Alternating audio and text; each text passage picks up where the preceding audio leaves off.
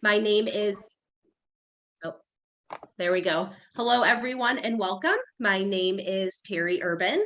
I am the chair of Virginia Hands and Voices, and you are attending a virtual presentation about the social and emotional health of deaf and hard of hearing children. For those folks who are using remote conference captioning, you can click on the CC button at the bottom of your screen. And thanks to our captioner, Julene with Hamilton Relay, those will pop up for you. And I want to thank our interpreters, KJ and Emily, who is behind the scenes right now for making this accessible for us. Of course, I want to thank our panelists, but I will get to that in a moment. Also behind the scenes is our co-chair, Janina Thornton. She is running Zoom behind the scenes and making sure that everything looks smooth.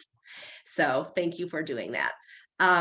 We are so excited for everyone to be here tonight. Like I said, I am Terry. I am a parent to 3 children. My oldest is 12 years old now. And I was just telling the panelists before we started that my children grow up on me, but I stay the same age. I don't age. I just stay the same. It's wonderful. But for those who aren't familiar with Hands and Voices, let me just take a quick moment and let you know we are a nonprofit, parent-driven organization dedicated to supporting deaf and hard of hearing children. And what makes us unique is that we are unbiased about communication choices. And we believe that a choice that a family makes is the right choice. We have our membership and supporters are parents and professionals all over the Commonwealth. And we are just so excited to have everyone here. Some people who may use their hands, some may use their voices, or some may use both to communicate. So let's get started. This presentation is going to be in American Sign Language. And Lauren Good has graciously offered to facilitate for us tonight. So thank you. I will turn my video off soon. This is a topic that social emotional health is a topic that comes up in almost every conversation that we have with parents, at least monthly, minimum once a month. If it's a parent of a school-age children, this is the top 3 of their concerns. And if their child isn't in school yet, this is a concern for when their child will enter school. So thank you to our panelists for being here and sharing your experience and expertise with us. We ask that everyone who's watching is respectful of our panelists' opinions. You know, like we said, we respect choices that others make, and we realize that there are a lot of different ways and a lot of different choices out there. So our panelists are going to tell you their personal experiences about them and what has worked for them. And so we just ask that everyone respects that. I will turn it over to Lauren. I will let everyone introduce themselves. I am going to turn my video off. We are going to have our interpreters turn their videos off, so they will be voicing behind the scenes. And I look forward to seeing what we talk about tonight. Take it away, Lauren. Thank you.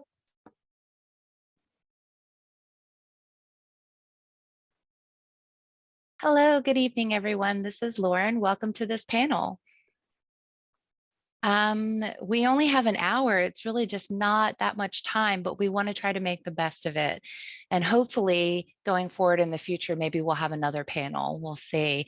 But please feel free to contact us if you have any questions. I'm going to go ahead with the introduction. I want everyone to just briefly explain your communication mode that you used while growing up. Your first name, your background, just a short little brief blurb, and then we can just go from there. So related to your communication growing up. So who wants to be first? Maybe Susie? This is Susie. Oh, thanks, Lauren. Good. Okay.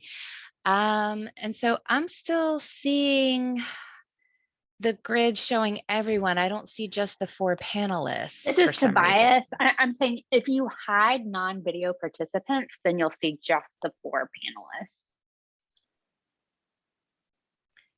That's okay. I'll just, I'll try to manage it later. Okay. So this is Susie. I'm Susie Wilbur. And my sign name is my index finger around my hair. I'm really excited to be part of this group. So my experience is really based on a different era. My experience was really during a different time. I was born in Europe and my parents were hearing. I was born deaf. They really didn't know much about what to do. And I could tell you my whole story, but basically I was born in the US. I was born in Europe. I moved to the US when I was 3. I was raised in a mainstream oral environment. And then later I learned ASL. So I have access to both languages, or experience with both languages. And right now I'm working full time as a LCSW, a licensed clinical social worker with ACEs. I've been working there since 2013. I have 2 bachelor's and an MSW degree in education. I in social work. And I guess that's it. And this is Lauren. Thank you. Let's see. Let's go ahead. Gregory Farber, take it over. Okay, thanks. Hey guys, I'm Greg. My last name's Farber. My name sign is kind of like a duck. I was born and grew up in St. Louis, which is, a very oral community. My language, access was just socializing with people, and that's kind of how I picked up sign later in life. I really immersed myself in the deaf community, and really, I turned myself to really got into the field of clinical psychology. I'm pursuing a PhD right now. What other things did you want to ask? I think you asked about like our background as well. I work with deaf and hard of hearing children. I specifically work on like psychological assessments. I joined ACEs not very long ago, but I am going to be doing that clinical postdoc there. I love it. Yeah, I like sports. I love to go out and enjoy things. I like hanging out with friends. I mean, the usual stuff. This is Lauren. Thank you so much for sharing that, Dr. Greg. All right, now we have Tobias Canterbury. Hello, my name is Tobias. I just finished my my psychology program at Gallaudet, so I will be going back to get a PhD now, but in the fall. But I just finished, and I am an educational psychologist. I was working interning at VSDB, the Virginia School for the Deaf and Blind. I use both sign and English at home, but I was adopted by a hearing family who spoke in English the whole way. Then I went to Gallaudet and used sign, and that kind of the rest is history. But I can be oral when I need to. And this is Lauren. Thanks for sharing that. That's great. I forgot to share about myself, actually, so I'll do that briefly. I was born hard of hearing, and then later lost more hearing. I was in 4 different schools. I was in an oral school first, a private charter school, and then I moved over to a residential school into a deaf program that was oral as well. And then I moved to my hometown. I was the only deaf person. I was still in an oral method, but started to learn a little bit of sign language and was provided with an interpreter. And then I went to a deaf camp where I really picked up a lot of sign language and became much more fluent. And then in high school, I went to a deaf school. There was a big difference with a lot of interpreters. It's interesting, though, that we all have such a variety of different experiences. I did go to Gallaudet. I graduated with my bachelor's, and then I went to the Ohio School for the Deaf. Ohio State University, and I got my MSW, and I'm a licensed clinical social worker. I do work for ACEs as well. I have for many years. Right now, I'm kind of just on hold for that at the moment, but I think that's it. So I guess we finished with introductions. Are there any questions so far from anyone? Okay. We'll move along. And so I do have a list of questions on here. And I guess the 3 of you can kind of decide if you want to add anything more or not. But The first one is when you all were growing up and you had your social groups, your friend groups. What did that look like from elementary school, middle school, and so on? What did that look like for you? I can speak to this. This is Tobias. So for elementary school, my friend group was really more of who was, easily around. So it was like my classroom, I'd be around with the people in who I was just like in the cohort with. But then later, middle school, I got involved in wrestling and sports, and that was kind of my friend group. And then in high school, yeah, I mean, it was just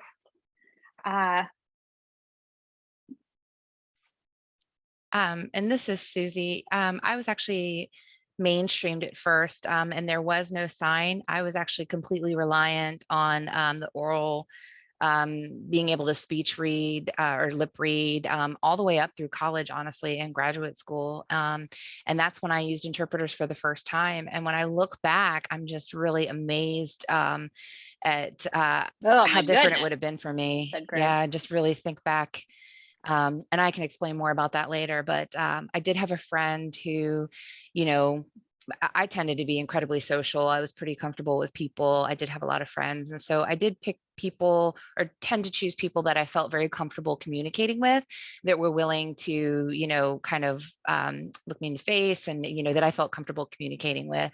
And then I did sometimes pick the wrong people. And in high school, and that was middle school, in high school, I got a little bit of trouble. And so I moved over to a private school that was smaller. And I became a little bit more of an angel again with my halo, got my halo back. So to speak, said Tobias. And this is Lauren. Yeah, I feel like I have a parallel experience. I maybe had just one or two friends in elementary school that I stayed with a lot, not really a big group. In a group, I was pretty lost. It's not the other children's fault. It was just kind of a natural thing in a classroom, with the flow that's happening. I was often ignored or forgotten, and it's not that they meant to. It's just that it happened that way, and sometimes they were often very friendly with me and they would try to communicate. I'd have one other student talking to me, and then someone else would join in, and then suddenly I'm having to look back and forth and try and keep up with everyone, and it was much more difficult that way. Elementary school, I had a couple friends. Middle school, I felt very, very shy. It was pretty rough, middle school. Other kids would try anything they could to try to make my face red, because my face would get really red. It was clear that I was embarrassed, but it was very challenging for me. Okay. If I could, hey, Lauren, if I could speak to that, Lauren. And one other question regarding Thanksgiving. Hello. I'm sorry. Yeah, go ahead. I'd like to add. I'm so sorry. No, it's totally go okay. ahead. I mean, I know you're Susie's moving saying, and pay shaking. attention, That's fine. That's totally fine. Thank you. No, I mean, I just wanted to make a point. Like, I had kind of a varied experience. I went to this oral school in St. Louis, and I had a lot of friends from there. We'd have like these overnight slumber parties and stuff. And then when I learned, I did learn a little more sign from them, but I would still speak. And then when I was Catholic, and so I went to Catholic sports and whatnot. And so, my parents were really good at giving people the heads up that I was deaf. And so it's a lot of gesture and stuff like that. But in groups, things were just going over my head, like people have said. More in one-on-one, I was fine. But like Tobias had said, I really found my niche just, kind of doing the activities. That was more of the bond, like being able to do the sports. But yeah, I mean, I was mainstreamed. I did still have a lot of deaf peers around.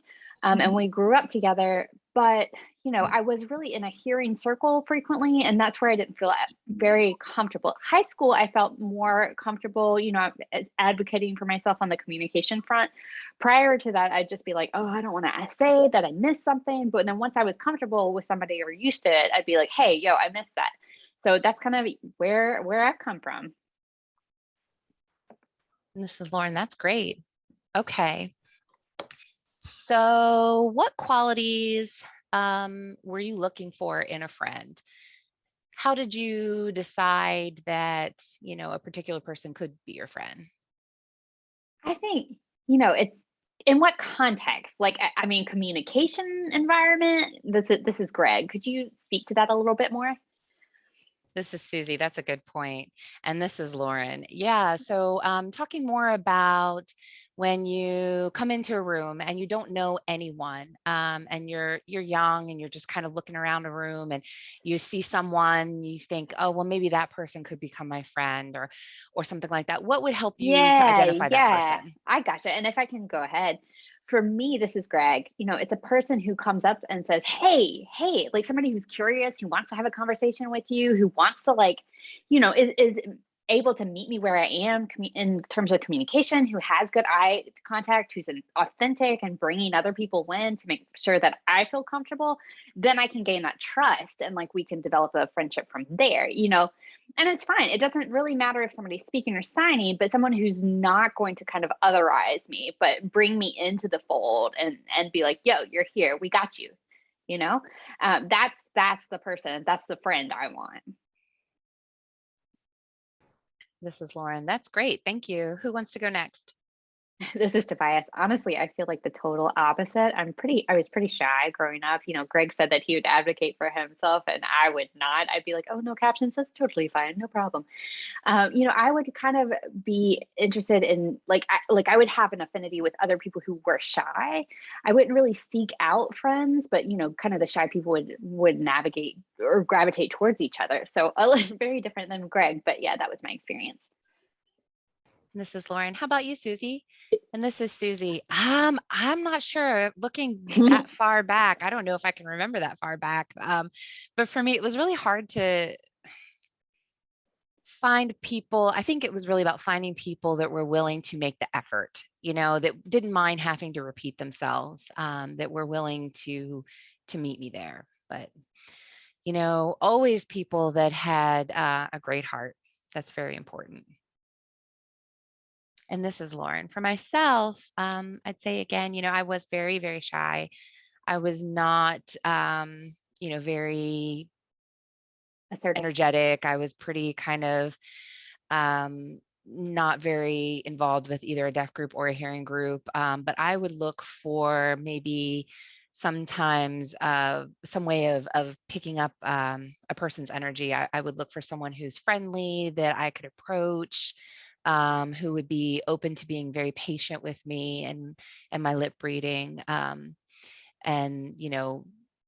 then if they wouldn't just have like a big sleepover right away, but I would be able to try and develop the relationship a little bit further.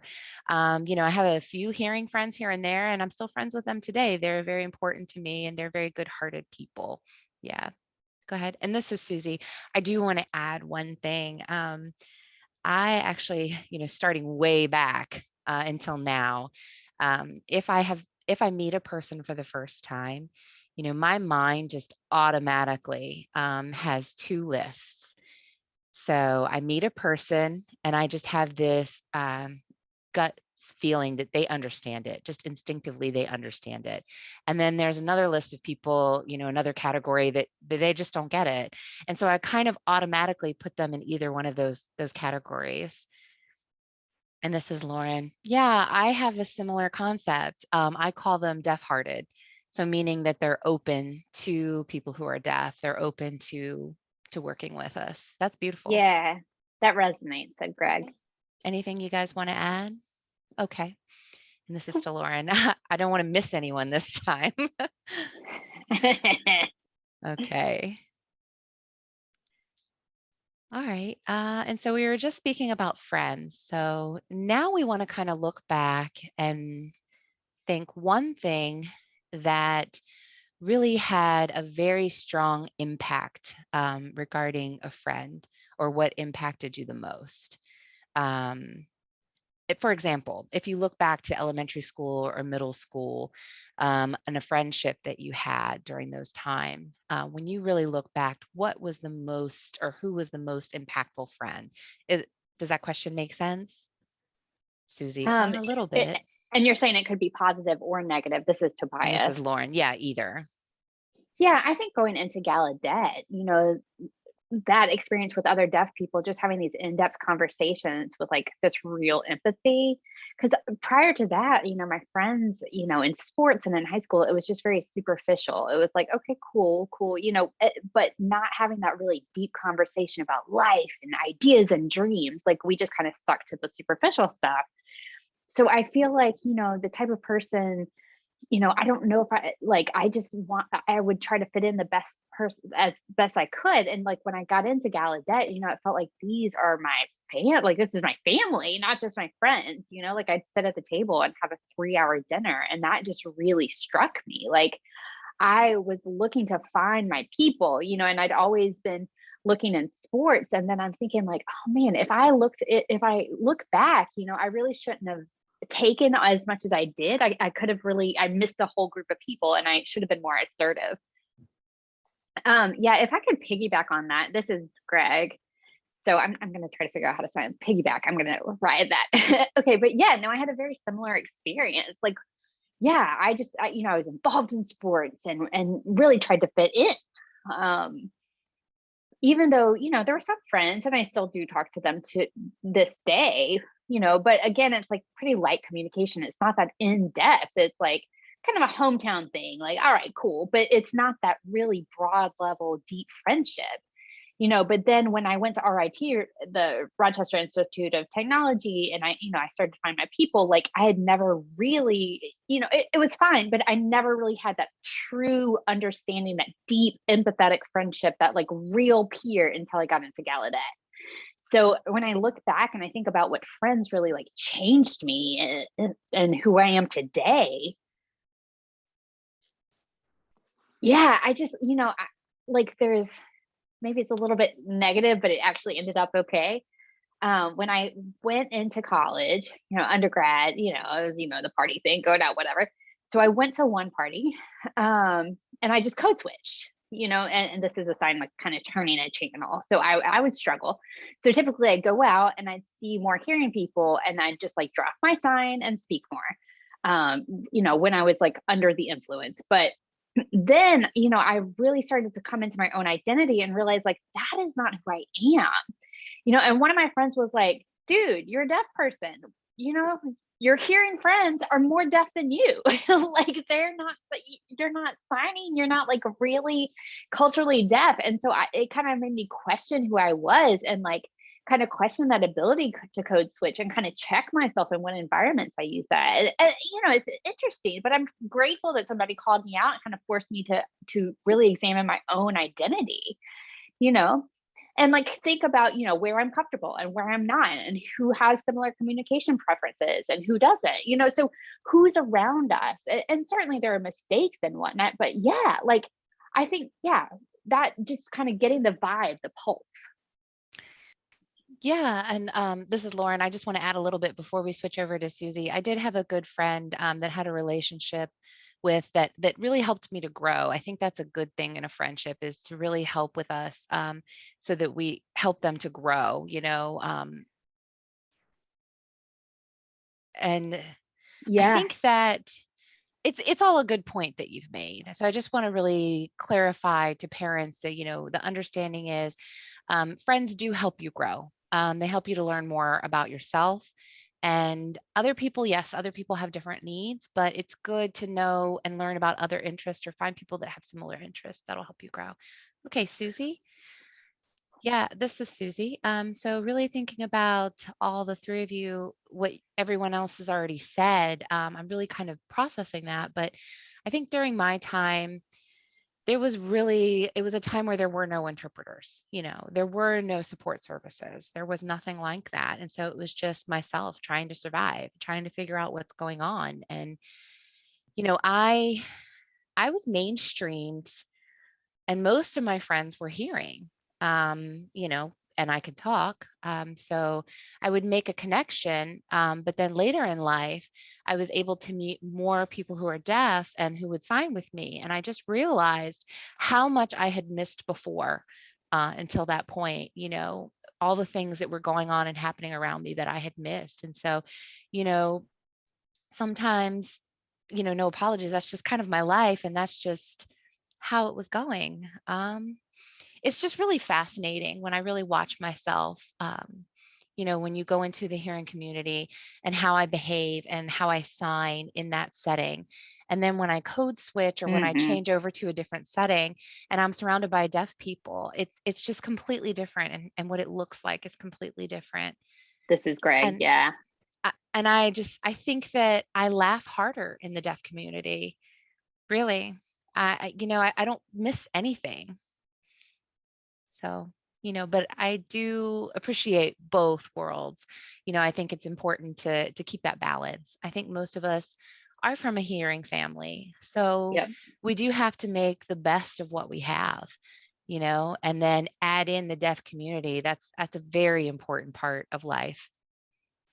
And this is Lauren. Yeah, that's a very good and important point to make as well. It's really important that we try to incorporate our hearing family and include them in our membership because we love them, and we all make mistakes, but we really have to meet each other halfway. I think sometimes misunderstandings happen, but it's very important to meet each other, and that's how you grow. And that's just a part of a child's development, how they develop their identity, how they develop empathy, how they develop understanding, and understanding that other people have different emotions. And that relationship, or that kind of relationships, really helps to develop and help them to understand emotions. Okay, so next, I'm thinking of the sentence in ASL. Okay, so in a mainstream school, where sometimes there is socialization settings like parties or dances or things going on like that, or different meetings. How is it that they can socialize with friends? What are kind of challenges that you guys had to face as a deaf person Oh, in this is in a Tobias. setting? I mean, you just miss things left and right. This is Sometimes, Susie. That, yes. yeah. So I may have good communication, but it's impossible to catch everything. And in this big city setting, like, if you go into the cafeteria, it's so much work because there's overlapping conversation. It's just impossible to catch everything. Deaf kids in mainstream settings, I think, catch maybe 30% of what is being said, but 70% is filling it in with this context clue. So it's really it's hard. It's such a challenge to be in that large hearing group.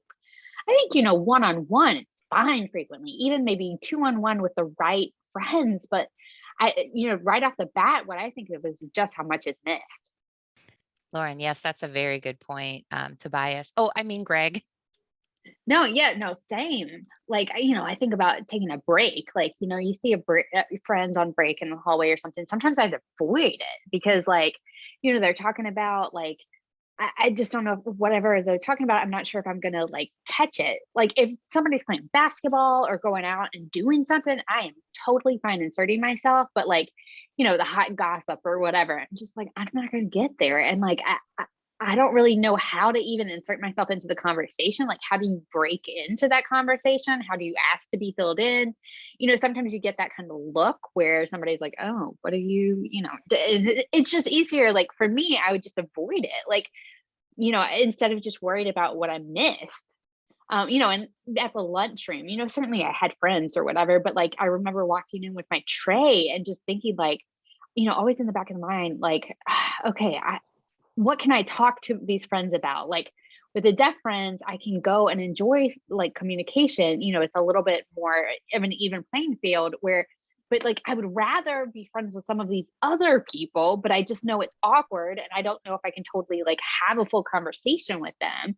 And so, like, go sleep over at their house, sure, because that's a one-on-one, but then it's this large group, like Tobias said, it's not feasible. And this is Susie. I just want to add that I do agree with all of you. And while I was listening to you all, I was remembering just feeling so tired of not knowing what was going on and just hungry for all of the information that I missed. And it was such a heavy load to carry through life. And it can be it can be pretty rough, you know, and we're aware of how well we're doing on the outside. And you may see how well we're doing on the outside, but on the inside, it's just this mix of, I don't know, sadness and pain. I mean, you know that you're missing things, you know that you're missing out on things, and you're trying your best. And it really just depends on the friends that are willing to be there with us and Oh, help totally, us Greg out. said. And I think it's just really important to keep in the back of your mind that it is a very heavy load and it's always there. And this is Lauren. Yeah, the three of you, it has really, everything you said is perfect. I understand that. My experience was I was really hungry for knowledge as well. I was really hungry to know and learn what was going on with my peers and my friends and the social group. And yes, the social group was important, but you know, I just really, sometimes situations happen that are a little bit triggering for me sometimes, like, you know, trying to interact with a hearing group that feels sorry for me, or they'll just give me the Cliff Notes version of what's going on and not clue me into everything. You know, they'll just give me a summary. And so I miss so much all the Mhm. time. And socializing was very hard for me because, and it was just so exhausting. Trying to lip read all the time for all my classes without an interpreter was just absolutely exhausting through elementary and middle school. And just that processing that constantly has to happen. My brain was so tired and I had a headache all the time. I would come home crying because I was just so exhausted from all the energy that it took to lip read with my peers. And that was my experience. High school was better for me, though. Tobias said, I can't imagine. Okay, this is Lauren. So if what kind of advice that you would have? So if there's a student who is deaf and hard of hearing in a school, and they're the only student who's deaf or hard of hearing in the entire school, what kind of advice do you have for those students? And this is Susie. I'll just throw out something. Lauren, go ahead. And this is Susie. So just kind of speaking from years ago, I would try to reach out to all of the hearing people in the school who have a deaf student to try to kind of all in the public schools, when there is a deaf student in the school, to kind of try and help them connect. And so it's not perfect, it's not always successful, but I think what's really important is to just try to help connect them to other deaf students that are in the system, even at another school. And I think it really just depends on the individual, really. I mean, all of us are, we're not all the same. And, you know, some people don't mind being a little more isolated or on their own. Some people really want to have that opportunity to interact with another person who's deaf or other people who are deaf. So it really does depend on the individual person, and you do have to respect who they are and what they need and what they want. That's all. And this is Lauren. Yeah, that's a good point. Go ahead. Tobias is saying, yeah, to add to that, I'm thinking about like, yeah, if there are no deaf friends, it is really nice to have a group of your people, like even if they're not deaf, your support system, somebody you can vent to take the time to find your people and, just join clubs or activities or, think about something that's going to bring you joy and you will find your people along the way. It's important to do things that you like and not give up, because you will find your people one day. Lauren, yeah, that's also a good point. Go ahead, Greg. This is Greg. Yeah, I mean, I feel the same way. Like I had that experience of being the only deaf person or just like one of a few deaf students for a long time. I mean, I feel lucky that I did have others around me at times, but my parents, like, I had the ability to go to school with an interpreter at some point, and it was like, oh, even though it was my hometown and my friends and I knew them, and yeah, that was cool and all, but like, it just wasn't for me. I know I wanted, like, I mean, I was kind of shy and not really willing to advocate for myself at that point. So I was just thinking about how to get out there. Yeah, I mean, what Tobias was saying about just finding your people. Yeah, like can kind of make the best of a given moment. So even if you're not comfortable, like sometimes you feel like, there's this spotlight on you because there's an interpreter and you're like, oh, right, that's my entourage or whatever. But most of the time kids are curious. So like, fine, give them access to that. Like explain what an interpreter is, let them into that world. And this is Lauren. Yes, you all made really great points. I think while you were sharing your stories, I was thinking about my own experience as well. And my advice, I think, would be really setting a home base, like making sure that they have a group of friends that a good foundation that, if they are struggling, they can ask that friend to, or remind them to talk to that friend, just to kind of find someone with a shared interest. I know that we are deaf, but I played the piano because my grandmother was just amazing. She was very enthusiastic in her movements and her expressions when she played. And I wanted to have that same experience and be the same way. And so I did that. And I was able to actually develop a relationship with two people from piano class. And Cool. then also skiing. I did develop a couple, made a couple of friends that way. And, in that situation, there's really not a lot of communication needed. And so I think just kind of trying to find other friends, and also finding friends in that kind of a setting helps other people to look from the outside and say deaf people can do it, and it's a good learning experience. Yeah, this is, the way that you phrase that, Lauren, about this is Tobias, about how communication is not needed in those settings. It's just perfect. I totally agree. And this is Lauren. Same question, but instead within a family. So if you have a person in a family who is the only person who's deaf or hard of hearing in that family, what advice would you give? Okay, cool. I'm going to hop right in. This is Greg.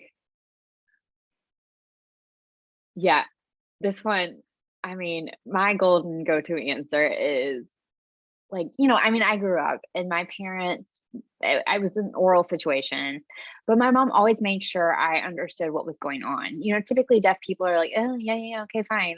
Just like smile and nod, but they don't actually know what people are talking about. But and sometimes there's some embarrassment with that, but my family was really like into, no, we got to make sure that you're supported, and whatever the communication is that gets through to you is fine. Like we're going to make this work because you are part of the family. So, and they made sure that my siblings would look at me and they taught them how to make sure that I was being able to read their lips. And it just made me feel valued. Like certainly there were barriers, of course, but like, my family would kind of sometimes assume or that I was following or catching everything that was going on.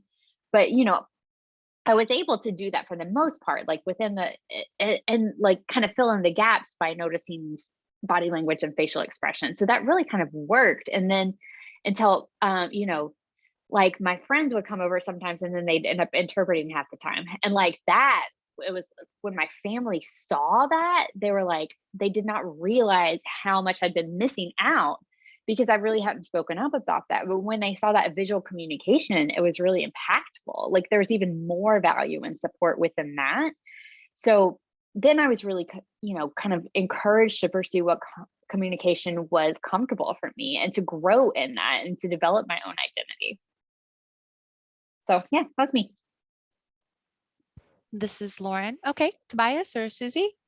This is Susie. I'll go unless you want to go ahead, Tobias. Go ahead. Okay. So my experience was a little bit it was a little bit more of a conflict. My father knew ASL. He worked at the deaf school, and he tried to convince me to sign, and I refused. And during elementary and middle school, just refused to learn. And so I felt that I can talk. It's fine. I don't need to sign. But now when I look back, I just think, oh gosh, I really should have. But my mother tried to get me to learn ASL, and she tried to learn ASL herself. That poor woman, she tried so hard. She just studied all the time and she just could not pick it up. And so, really I was offered so many different opportunities, but I was very resistant to it. I was very young, but that's kind of who I was, and that's my personality. And so later I did really pick up ASL very quickly. And I do wish looking back, for me, not for everyone, not for all, but for me, my family learned sign, and then I later realized how much I was missing.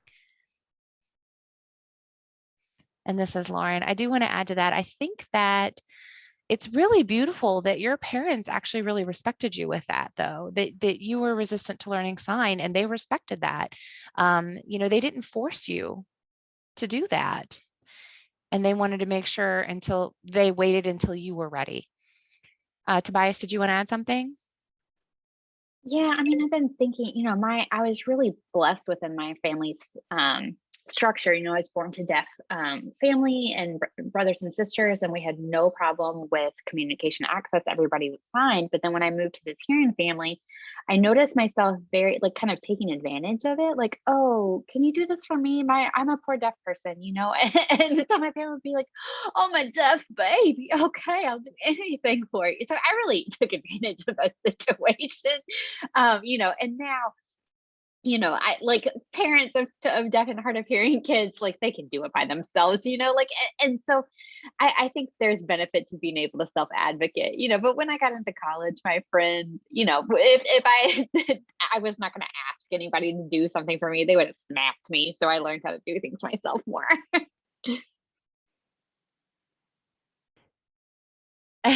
This is Lauren. Oh, I see. Yeah, you played the deaf card. I had the opposite experience, actually. My mother was a very strong, confident woman. And she was kind of had the opinion of, you're deaf. Oh, well, do it anyway. And I was really very shy and I didn't want to do it. And the ironic thing is that, my siblings really felt that my mom spent more attention and more of her time and attention on me, and we're very jealous and upset by that. And I think that it's important, as the only deaf and hard of hearing person in a family, that we recognize that's there, but we don't let that become our problem. It's their problem. And so I think that, it's their journey.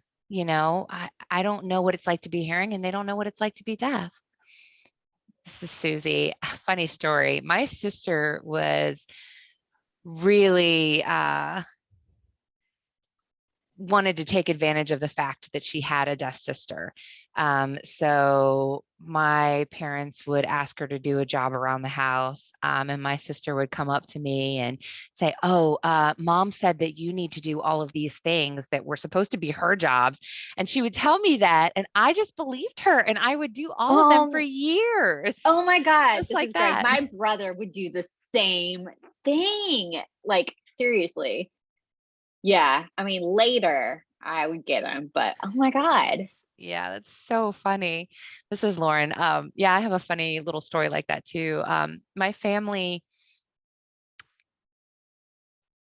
my advice is to find a family member that also can help, that you can develop that friendship with. And we talked about that advice of developing a friendship. And that's what my family did. And so, they learned.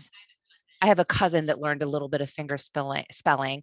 And so, I was struggling to kind of lip read, and they would have to repeat themselves often over and over, until finally they learned to slow down. And so I would make them repeat it over and over again. And then they would say, you don't have to slow down. I'm not deaf. And then we would look at each other and, I am deaf. So we would just crack up laughing. But that was just a memory that I had. All right, so moving along, how can parents help to support their child's social and emotional needs and health needs? So Tobias? this is Tobias. I mean, I think honestly, the parents, you're already here, you're halfway there. Like, you're clearly advocating, it's 8 o'clock on night on a Tuesday. Everyone's tired, but you're here on the Zoom. So I applaud you for that. Listen to your kids, talk to them, show empathy. They may not remember what you say, but they're going to remember who you are and that you're there and that you love them and that you support them all the way. And having that support system at home first is important.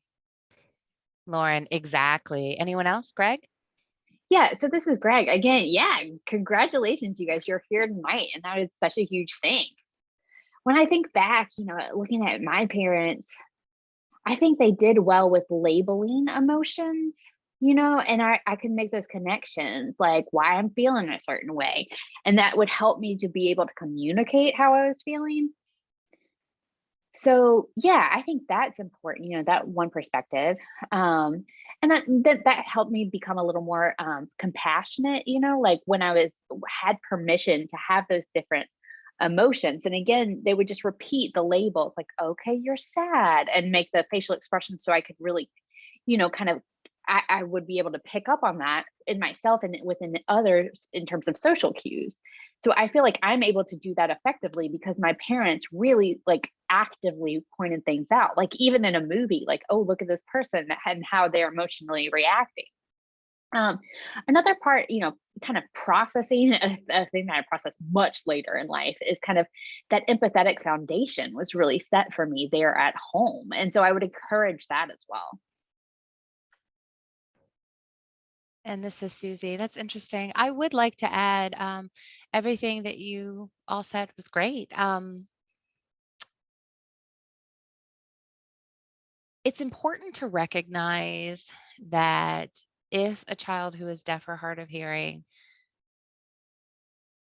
they may be doing great, but it's important to just really kind of check in and recognize what's going on. And I know sometimes it's very difficult to be in a mainstream environment. But I think it's important is just to be there, just to recognize that, yes, it is hard for them. And, my biggest complaint was the long walk from the public classroom to the deaf classroom. I complained all the time from first grade on. I mean, I just constantly complained, Mom, it's so far. And she would say, I know, I know. And it was such a little thing, but it was important that she recognized it, that she listened, that she paid attention. So even if you're doing pretty well and, things are going well, it's something that I think about as being the most valuable experience or the most valuable thing to have. And this is Lauren. Yes. Also, deaf and hard of hearing children are very, very visual. So, my children were, when my children were young,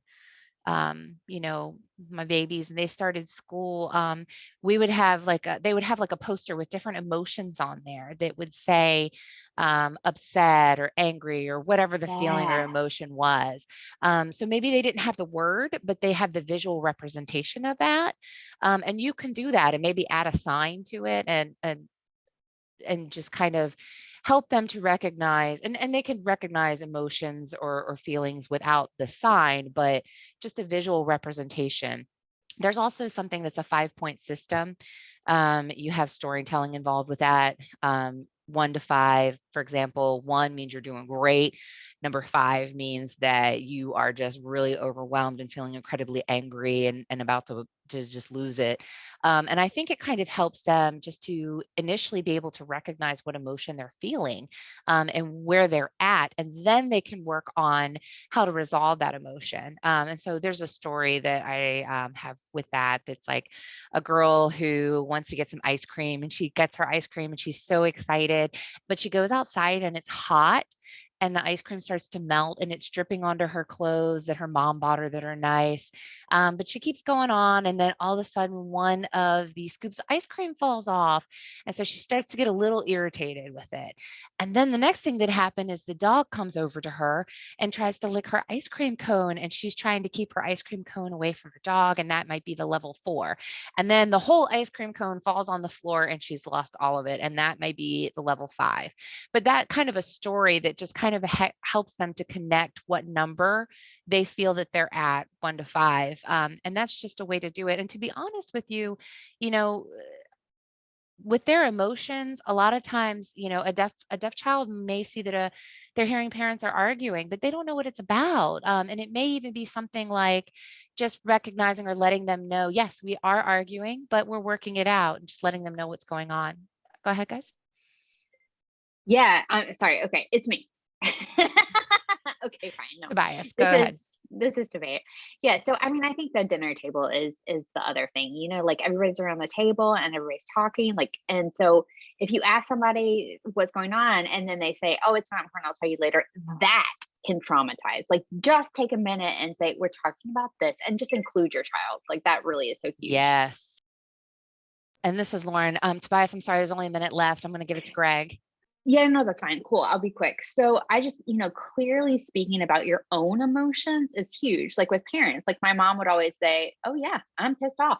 And I'd be like, "Okay, that's mad. I got that angry."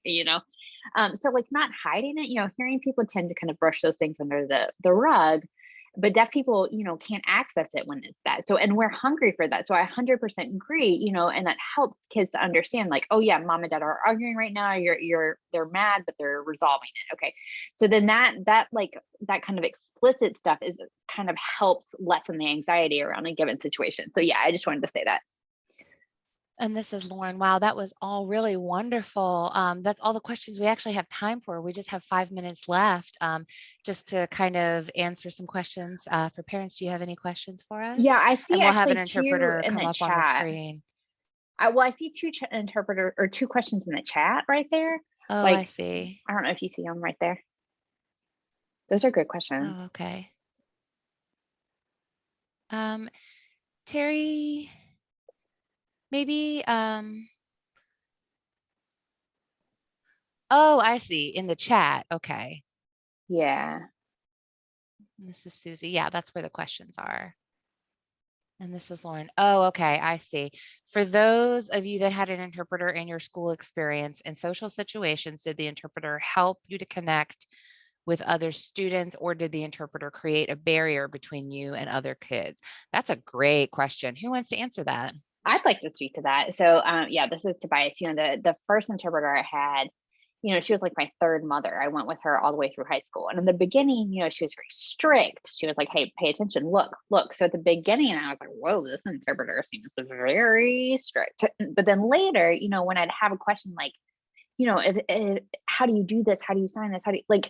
I don't know. I was able to really connect with that interpreter as a resource, and so that was really cool in terms of access in my mainstream situation. But I think that's a great question.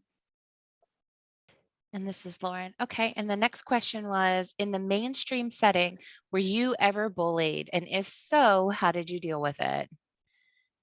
I Who fought wants to back. answer? This is Greg. I fought back. Fisticuffs.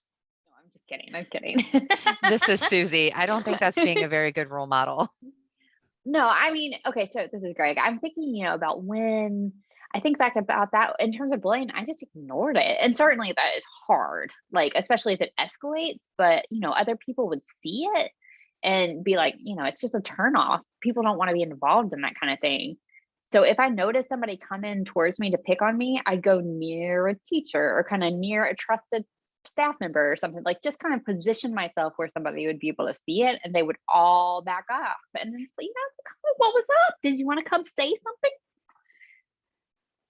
This is Lauren. Yeah, I was actually bullied a lot. I was also a little bit of a chicken. So to really help that situation, I was a bit of a tattletale. So that's what I would do.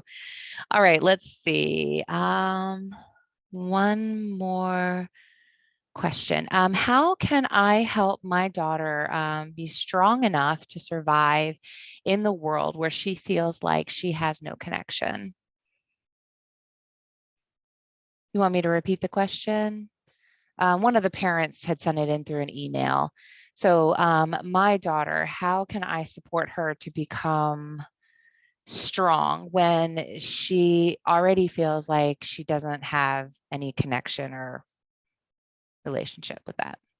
Well, I think the voice messages that like the verbal messages, just kind of that like, "Hey, you can do it. You can do it." Really like that, if there is negativity or you feel left out, just address it, kind of like directly, and make sure you're aware of it. And it's important to have that support system at home, like I've spoken about. I think, find your people, join groups and clubs. There's just a lot that can be done, but that kind of interaction with your kid to make sure you know what's going on is huge.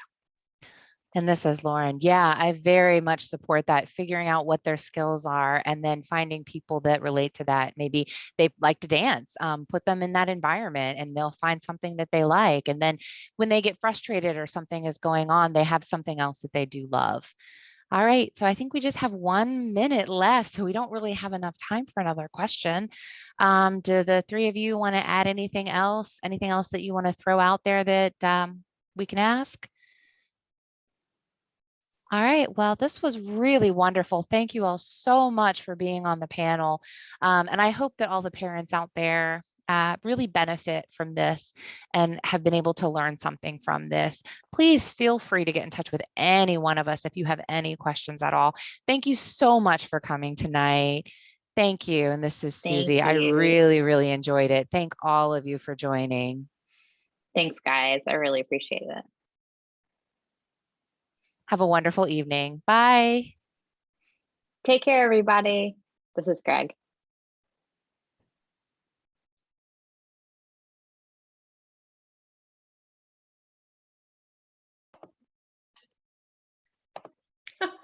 You guys were awesome.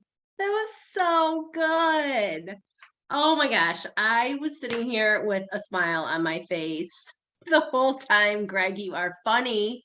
You are funny. And when you said that you're from St. Louis, I reached out to my friend Tommy. Do you know Tommy from St. Louis? Yeah. Mm-hmm. And I was like, do you know this guy? Because he's, yeah. Yeah, I know him. I've run into him occasionally. Oh my gosh. Yeah, because absolutely. Anyways, I was like, do you know this guy, Greg? Because you are both from St. Louis and he is so funny. Thank you so much, everyone, for doing that. That was awesome. I think everyone, it was great. It flowed great. Your responses were wonderful.